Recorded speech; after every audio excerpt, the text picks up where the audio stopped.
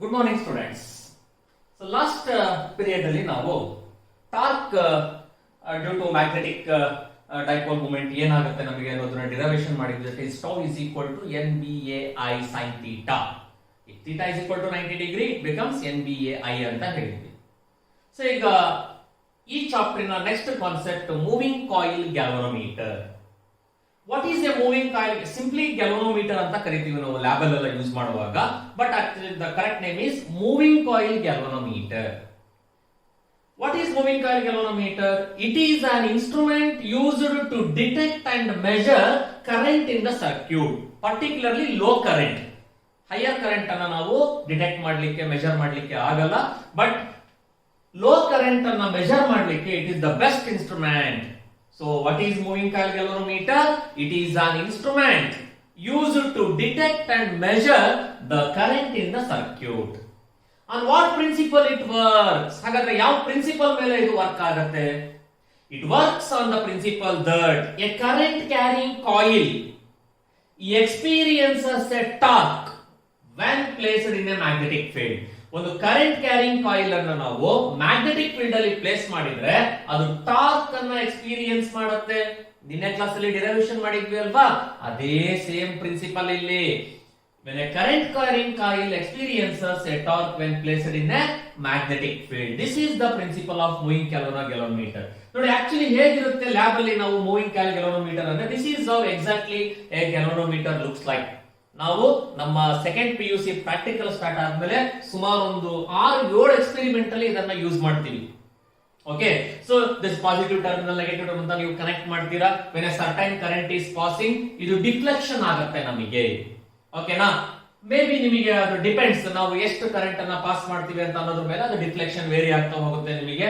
Suppose ನೀವು interchange ಮಾಡಿದ್ರೆ terminals ಅನ್ನ, ಈಗ ಫಸ್ಟ್ ಟೈಮ್ ಈ ನೀಡಲ್ ಈ ಕಡೆ ಡಿಫ್ಲೆಕ್ಟ್ ಆಗಿತ್ತು ಅಂದ್ರೆ if you interchange the terminals it may deflect in this side, because when a current carrying coil ಒಳಗಡೆ ಏನಾಗುತ್ತೆ, ಕರೆಂಟ್ ಪಾಸ್ ಆದಾಗ ದಿಸ್ ನೀಡಲ್ ಏನಿದೆಯಲ್ಲ pointer, it experiences a torque, torque ಅನ್ನ ಎಕ್ಸ್ಪೀರಿಯನ್ಸ್ ಮಾಡುತ್ತೆ. Corresponding to the current particular deflection ತೋರಿಸ್ತಾ ಹೋಗುತ್ತೆ. ಓಕೆನಾ, ಇದು ಲ್ಯಾಬ್ ಅಲ್ಲಿ ಬಂದಾಗ ಇನ್ನು ಡೀಟೇಲ್ ಆಗಿ ನೀವು ಕಲಿತಿರಂತೆ. ಈಗ ಇದನ್ನೇ ನಮಗೆ ಎಕ್ಸಾಮ್ ನಲ್ಲಿ ಅವರು ಕೇಳಿದ್ರೆ ಡಯಾಗ್ರಾಮ್ ಈ ತರ, ಬಿಕಾಸ್ ಆ ತರ ಬರೀಲಿಕ್ಕೆ ಆಗಲ್ಲ ಡೈರೆಕ್ಟ್ ಆಗಿ ನೀವು.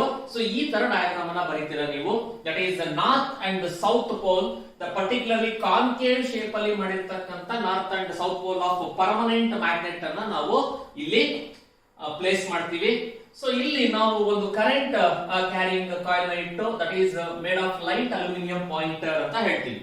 ಓಕೆನಾ, so when a current is entering, ನೋಡಿ ನಾರ್ತ್ ಇಂದ ಸೌತ್ ಪೋಲ್ ಕಡೆ ಮ್ಯಾಗ್ನೆಟಿಕ್ ಫೀಲ್ಡ್ ಲೈನ್ಸ್ ಮೂವ್ ಆಗ್ತಾ ಇರುತ್ತೆ ಅಲ್ವಾ ನಮಗೆ. when a current is passing, it experience a torque, ಇದು ಟಾರ್ಕ್ ಅನ್ನ ಎಕ್ಸ್ಪೀರಿಯನ್ಸ್ ಮಾಡುತ್ತೆ. ಓಕೆನಾ, ಈಗ ನೆಕ್ಸ್ಟ್ ನಾವು ಇದರ ವರ್ಕಿಂಗ್ ಅನ್ನ ನೋಡೋಣಂತೆ. Now let us see how exactly it works. Theory ಅಂತ ಅರ್ಥ ನಮಗೆ, ಇಟ್ ಇಸ್ ನಥಿಂಗ್ ಬಟ್ ಒಂದು simple derivation. So for exam ಗೆ ಕೇಳಿಲ್ಲ ನಮಗೆ ಇದನ್ನ, ಬಟ್ ಇನ್ ಕೇಸ್ ಕೇಳಿದ್ರೆ we have to attend ಅಲ್ವಾ. ಹಾಗಾಗಿ when you place a certain magnetic field, let n be the number of turns in the coil, a is the area of the coil, let b is the strength of the magnetic field. When a certain current entering into the coil, obviously it experience some torque, no? So depending on that torque, by making an angle theta, if we increase that, current, experience of the torque will increases, corresponding theta also increases. By assuming these conditions, now we are going to derive one expression. The torque due to current is given by, that is tau I anta bardirtini, torque due to current that already you derived, which is given by NBIA sin theta. Here theta is equal to 90 degree. So what is the value of sin 90? Sin 90 is 1. Therefore torque due to current is given by NBIA, because the current and magnetic field are perpendicular, that's why it is sin 90 degree, hence it is NBAI. Call it as equation number 1.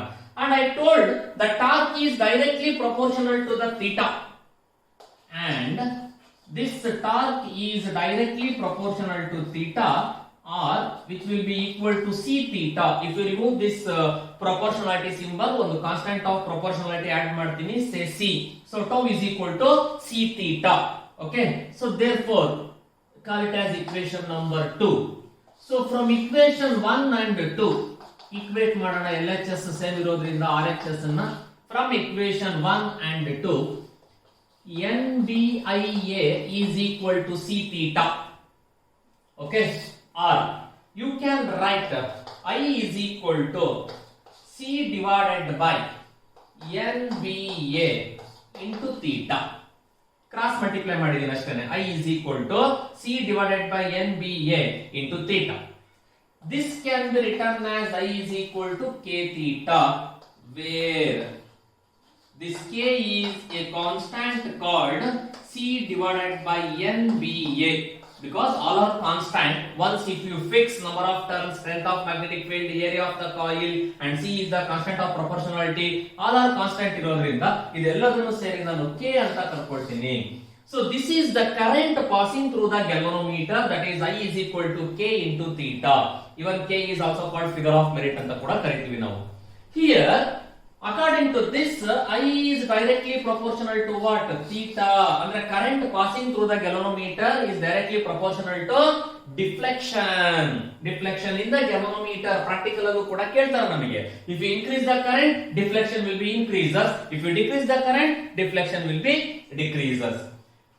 By passing known current, you can identify the value of K and theta. Okay, known current ಅನ್ನ pass ಮಾಡಿದ್ರೆ you can easily identify the value of theta. Theta ಎಷ್ಟಿದೆ ಅಂತ ಕಂಡುಹಿಡಿಯಬಹುದು, because you know the value of K. When you know the current, you know the value of K, and theta will be easily determined. So exam ನಲ್ಲಿ ನಿಮಗೆ explain the working of moving coil galvanometer ಅಂತ ಕೇಳಿದ್ರೆ diagram ಬರೆದು ಇದನ್ನ ಮಾತ್ರ ಬರಿಬೇಕು ಅಷ್ಟೇ ನೀವು. You need not to explain how it contains north and south pole of concave poles magnet. ಈ ತರ ಬರೆಯ ಅವಶ್ಯಕತೆ ಇಲ್ಲ. This is the working theory which is in our syllabus. Okay, so dear students, now ಒಂದು simple animated video ನೋಡೋಣ ನಾವು, ಹೇಗೆ moving coil galvanometer exactly work ಆಗುತ್ತೆ ಅಂತ, ಜಸ್ಟ್ ನಿಮಗೆ ಈಸಿಯಾಗಿ ಅರ್ಥ ಆಗಲಿ ಅಂತ ಇದು.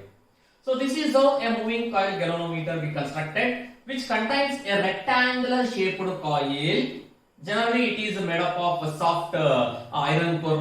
ನಾವು ಟರ್ನ್ಸ್ ಯೂಸ್ ಮಾಡಿರ್ತೀವಿ, which is made up of soft iron core and which is connected to one spring. ಅಲ್ಲಿ ನಾವು ಒಂದು ಸ್ಪ್ರಿಂಗ್ ಅನ್ನ ಕನೆಕ್ಟ್ ಮಾಡಿದೀವಿ ಈಸಿ ಮೂವ್ಮೆಂಟ್ ಆಗಲಿ ಅಂತ. These are the two terminals, positive and negative. Okay, even ಅದನ್ನ interchange ಕೂಡ ನೀವು ಮಾಡಬಹುದು. It is called pivot ಅಂತ ಕರೀತಾ ಇದೀವಿ ನಾವು. That is point made up of light aluminum material. It is a permanent magnet which contains north and south pole. So ಇಲ್ಲಿ ನಿಮಗೆ when the certain current ಅನ್ನ ನೀವು ಪಾಸ್ ಮಾಡಿದಾಗ, when you supply certain current, torque will experience in this direction and galvanometer deflection shows, and this is how exactly galvanometer works. Suppose ನೀವು terminals ಅನ್ನ change ಮಾಡಿದ್ದೆ ಅಂತಂದ್ರೆ galvanometer ಈ ಕಡೆ deflection ಅನ್ನು ತೋರಿಸುತ್ತೆ. The torque is nothing but NAIB ಅಂತ ಗೊತ್ತು ನಿಮಗೆ. On the basis of this ನಾವು ಮಾಮೂಲಿ ಏನ್ ಡಿರೈವೇಶನ್ ಮಾಡಿದ್ವೋ ಅದೇ ವರ್ಕಿಂಗ್ ಇಲ್ಲಿ ಕಂಟಿನ್ಯೂ ಆಗುತ್ತೆ. ಓಕೆನಾ? ಸೊ ಈಗ ಒಂದೆರಡು ಡೆಫಿನೇಷನ್ಸ್ ಅನ್ನ ನೋಡೋಣ, just for the purpose of entrance. Current sensitivity ಅಂದ್ರೆ ಏನು ಮತ್ತೆ voltage sensitivity ಅಂತಂದ್ರೆ ಏನು ಅಂತ ನೋಡೋಣ. So what is current sensitivity? Practicals lab ಅಲ್ಲಿ ಯೂಸ್ ಮಾಡ್ತೀವಿ ವರ್ಡ್ಸ್ ಅನ್ನ ನಾವು. Current sensitivity. Current sensitivity is nothing but the deflection produced in the galvanometer per unit current. I mean theta by I. The deflection produced in the galvanometer on passing unit current through its coil is called what? Current sensitivity. That is theta by I. If NBIA is equal to C theta, which already we wrote in the last derivation, theta by I ಈ ಕಡೆ ತಗೊಂಡು ಬನ್ನಿ, NBA divided by C, where C is nothing but couple per unit twist or torque per unit twist. ಹೇಗಾದ್ರೂ ಕರಿಬಹುದು ನೀವು. couple per unit twist ಅಂದ್ರೂ ಒಂದೇ, torque per unit twist ಅಂದ್ರೂ ಒಂದೇ, C. According to this equation, on what factor the current sensitivity depends? If theta by I is the current sensitivity, it is directly proportional to number of turns in the coil, it is directly proportional to strength of the magnetic field, it is directly proportional to area of the coil, and it is inversely proportional to couple per unit twist or torque per unit twist. So it is about current sensitivity. Similarly, so what is voltage sensitivity? Voltage sensitivity is nothing but theta by V. Theta by I idre current sensitivity, theta by V idre voltage sensitivity. Deflection produced in the galvanometer when the unit voltage is applied across its coil. Unit current idre current sensitivity, unit voltage idre voltage sensitivity. See, what is V? According to Ohm's law, I into R. R is the resistor. Illi G is the resistance of the galvanometer, which is represented by the symbol G. So theta divided by I into G anta baritira. What is theta? NB ಇಲ್ಲಿ according to this NBA divided by what? C. So NBA divided by C because already ನಾವು I ಬರ್ದಿರೋದ್ರಿಂದ I theta divided by I. So theta by I ಅಂದ್ರೆ NBA by C ತಾನೆ, ಅದನ್ನೇ ಬರ್ದಿರೋದು ನಾನು ಇಲ್ಲಿ. Theta by I ಜಾಗದಲ್ಲಿ NBA by C into 1 by G, where G is the galvanometer resistance. So according to this equation, on what factor voltage sensitivity depends? Voltage sensitivity is directly proportional to number of turns in the coil, directly proportional to strength of magnetic field, directly proportional to area of the coil, inversely proportional to couple per unit twist, inversely proportional to galvanometer resistance. So it is about current sensitivity and voltage sensitivity. So ಈಗ ನಾವು next important concept ಬರೋಣ ಈ chapter ಅಲ್ಲಿ. ಇನ್ನ ಎರಡು important concept ಇದೆ. ಒಂದು conversion of galvanometer into ammeter, ಮತ್ತೊಂದು conversion of galvanometer into volt meter. Both are very important for your examination as well as even ನಾವು ಪ್ರಾಕ್ಟಿಕಲ್ ಕೂಡ ಇದನ್ನ ಯೂಸ್ ಮಾಡ್ತೀವಿ. First let us see what is an ammeter. Ammeter ಅಂದ್ರೆ ಏನು? Ammeter is also a device which is used to measure the current in the circuit. It is the modified form of galvanometer. Pointer galvanometer ಅಂತಲ್ಲ, moving coil galvanometer use ಮಾಡಿದ್ವಲ್ಲ, ಅದರ modified form ಈ ammeter. Ammeter is used to measure current in the circuit. It is the modified form of pointer galvanometer. But in all the circuits, ನೀವು ಏನೇ circuit ಅನ್ನ lab ಅಲ್ಲಿ connect ಮಾಡಿ ನಮ್ಮ second PU ನಲ್ಲಿ, ammeter is always connected in series in the circuit. Remember, ammeter is always connected in series in the circuit. Since it is connected series in the circuit, current ನಮಗೆ affect ಆಗೋದಿಲ್ಲ. Main current does not affected by the ammeter. Therefore, it must show very low resistance. That's why resistance of ideal ammeter is 0. One marking ಕೇಳ್ತಾನೆ, very very important. What is the resistance of ideal ammeter? 0. Why the resistance of ideal ammeter is 0? Since it is connected in series, it does not affect the main current passing through it. Therefore, the resistance of ideal ammeter is 0. It is some important things about the ammeter. Now, how do you convert galvanometer into ammeter? 3 marks is important. That is conversion of galvanometer into ammeter. Practical kuda experiment ide namage.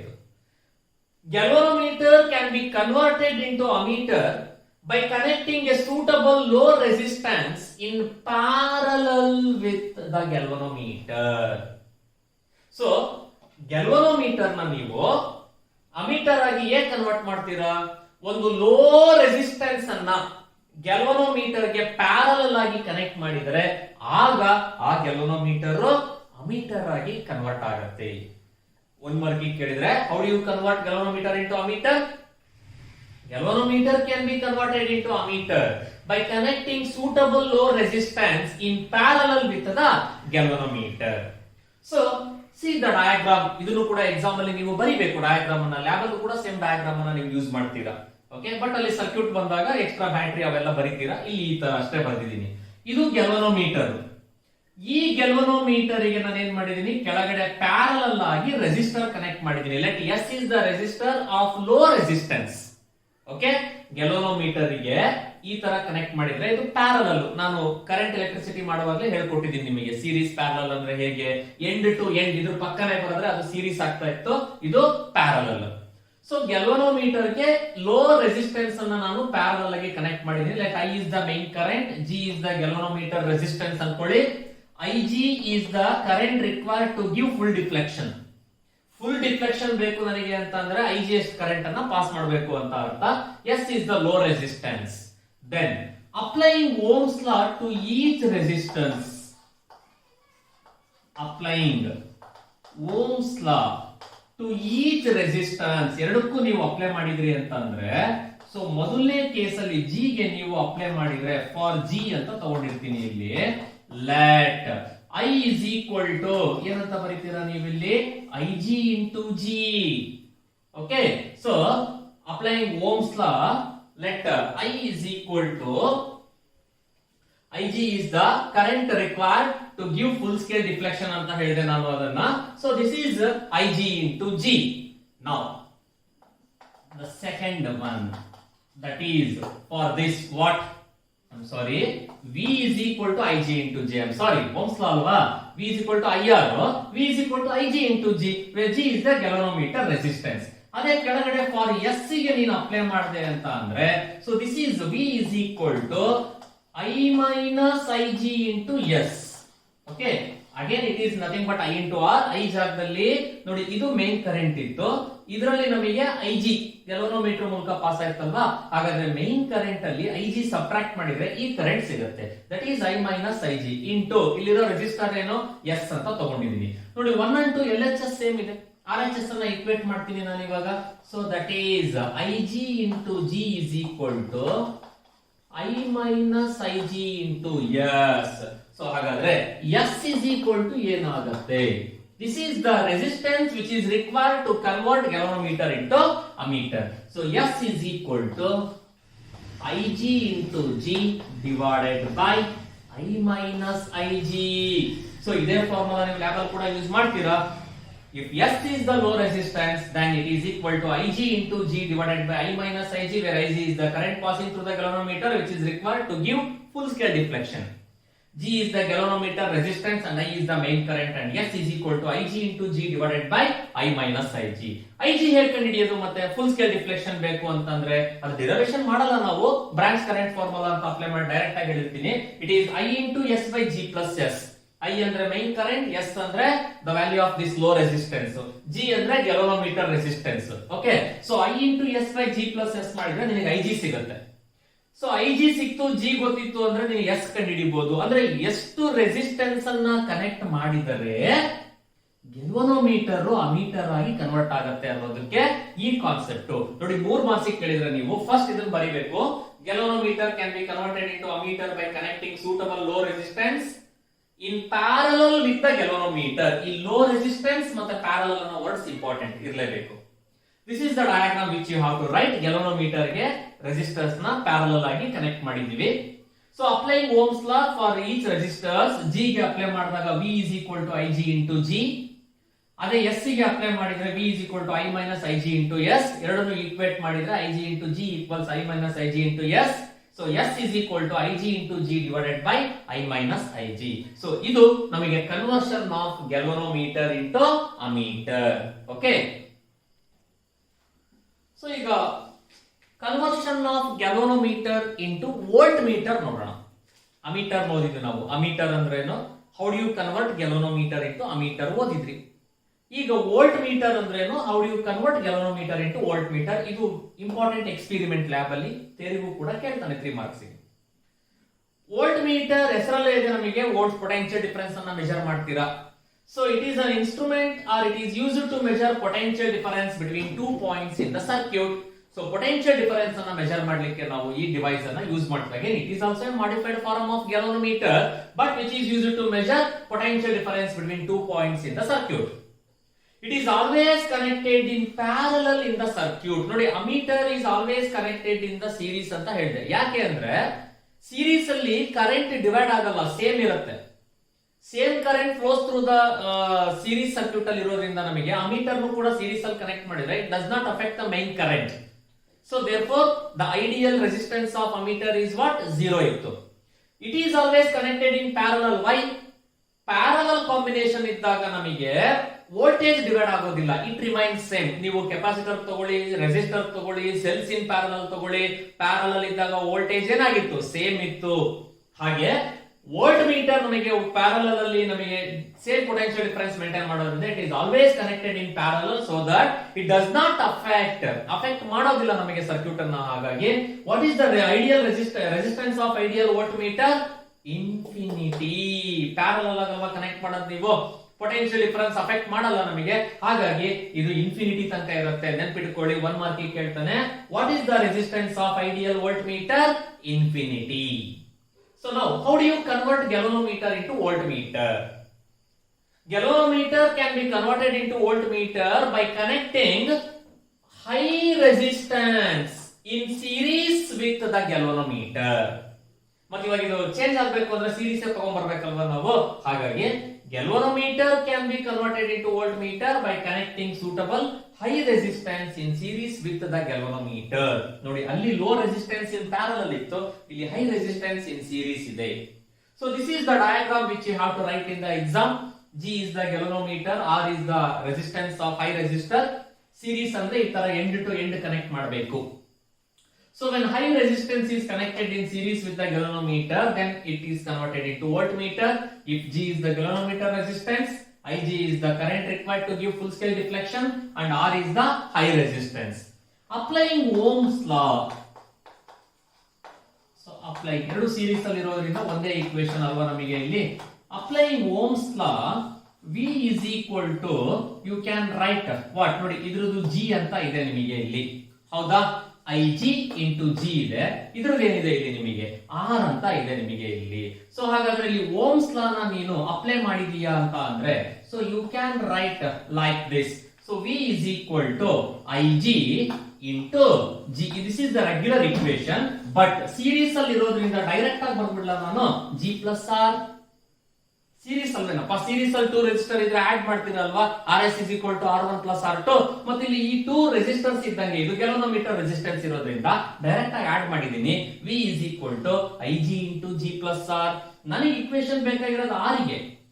So ಈ Ig ನ ಈ ಕಡೆ cross multiply ಮಾಡಿದ್ರೆ V divided by Ig is equal to G plus R.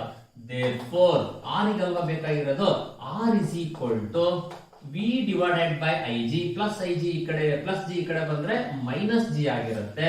And this is the expression for resistance which is required to convert galvanometer into voltmeter. What is the value of resistance ಅಂದ್ರೆ V by Ig minus G, where V is the certain potential required, Ig is the current passing through the galvanometer, G is the galvanometer resistance. ಮತ್ತೆ Ig ಕಂಡುಹಿಡಿಯೋದು ಹೆಂಗ್ sir? ಇಲ್ಲಿ ಹಿಂದಿನ derivation ಅಲ್ಲೂ ಕೂಡ ನಾವು Ig ಒಂದು expression ಬರ್ಕೊಂಡಿದ್ವಿ, ಇಲ್ಲೂ ಕೂಡ ನೀನು Ig ಕಂಡುಹಿಡಿಯೋದಾದ್ರೆ V divided by G plus R. ಸೊ V ಗೊತ್ತಿರುತ್ತೆ, G ವ್ಯಾಲ್ಯೂ ಗೊತ್ತಿರುತ್ತೆ, R ವ್ಯಾಲ್ಯೂ ಗೊತ್ತಿರುತ್ತೆ. ಸೊ ಈ ಇಕ್ವೇಶನ್ ಯೂಸ್ ಮಾಡಿ ನೀನು Ig ಅನ್ನ ಕಂಡುಹಿಡಿಯಬಹುದು. ನೋಡಿ, according to this equation Ig is directly proportional to what? V. So potential difference ಜಾಸ್ತಿ ಆಯ್ತು ಅಂದ್ರೆ current passing through the galvanometer ಕೂಡ ನಮಗೆ ಜಾಸ್ತಿ ಆಗಿರುತ್ತೆ. ಸೊ 3 ಮಾರ್ಕ್ಸ್ ಗೆ ಎಕ್ಸಾಮ್ ಗೆ important. How do you convert galvanometer into voltmeter? You have to write, it is converted by connecting suitable high resistance in series with the galvanometer. Diagram ಬರೀರಿ, Ohm's law apply ಮಾಡಿದ್ರೆ series ಅಲ್ಲಿ ಇರೋದ್ರಿಂದ direct ಆಗಿ add ಮಾಡಿದೆ Ig into G plus R. Ig ಈ ಕಡೆ ಬರಲಿ, V by Ig equal G plus R. Therefore R is equal to V by Ig minus G. What is the resistance of ideal voltmeter? Infinity. What is the resistance of ideal ammeter? 0. ಓಕೆನಾ? So ಇದು ಈ ಎಕ್ಸಾಮಿಗೆ important. Okay, so ಈಗ ನಾವು differences between ammeter and volt meter ನ ನೋಡೋಣ. 3 marks ಗೆ ಎಕ್ಸಾಮಿಗೆ important question. ನಿಮಗೆ ಇದು ಬಹಳ ಈಸಿ ಇರುವಂತ ಕ್ವಶನ್ ಅಲ್ವಾ ನಿಮಗೆ ಇದು, ಅಮೀಟರ್ ಅಂಡ್ ವೋಲ್ಟ್ ಮೀಟರ್. ನೋಡಿ, ಹೆಸರಲ್ಲೇ ಇದೆ, ಅಮೀಟರ್ ಕರೆಂಟ್ ಅನ್ನ ಮೆಜರ್ ಮಾಡ್ಲಿಕ್ಕೆ ಯೂಸ್ ಮಾಡುವಂತ device, volt meter potential difference ಅನ್ನ ಯೂಸ್ ಮಾಡ್ಲಿಕ್ಕೆ ನಾವು ಮೆಜರ್ ಮಾಡ್ಲಿಕ್ಕೆ ಯೂಸ್ ಮಾಡುವಂತ device. So let us see what are some important differences between ammeter and voltmeter. Ammeter is used to measure current in the circuit. Voltmeter is used to measure potential difference between the 2 points. Ammeter is always connected in series with the circuit. Voltmeter is always connected in parallel in the circuit. So its effective resistance is very low series ಅಲ್ಲಿ ಇರೋದ್ರಿಂದ, but its effective resistance is very high parallel ಆಗಿ ಇರೋದ್ರಿಂದ. Resistance of ideal ammeter is 0. Resistance of ideal voltmeter is infinity. It is constructed by, in convert ಮಾಡಿದ್ವಿ ನಾವು, connecting low resistance in parallel with the galvanometer. Other voltmeter is constructed by connecting high resistance in series with the galvanometer. ಇಲ್ಲಿ low resistance is given by equation derive ಮಾಡಿದ್ವಲ್ಲ, S equals Ig into G divided by I minus Ig. High resistance is given by R is equal to V by Ig minus G. ನೋಡಿ, ಈ Ig ಕಂಡುಹಿಡಿಯಲಿಕ್ಕೆ ಒಂದು equation ಬರ್ದಿದ್ದೆ ನಾನು ಅಲ್ಲಿ, I into S ಅಂತ, ಹೌದಾ? ಹಾಗಾದ್ರೆ ಇಲ್ಲಿ the main current which is required for full current deflection Ig ಇದೆಯಲ್ಲ is directly proportional to the main current. Ig is proportional to I in case of a meter. ಅದೇ ಇಲ್ಲಿ ಬರ್ದಿದ್ವಿ ನಾವು equation, ನೆನಪಿದೆನಾ? V divided by S plus G ಅಂತ ಬರ್ದಿದ್ವಿ ನೋಡಿ ನಾವು ಅದರಿಂದ Ig ಕಂಡುಹಿಡಿಯಲಿಕ್ಕೆ. So that is Ig is directly proportional to V.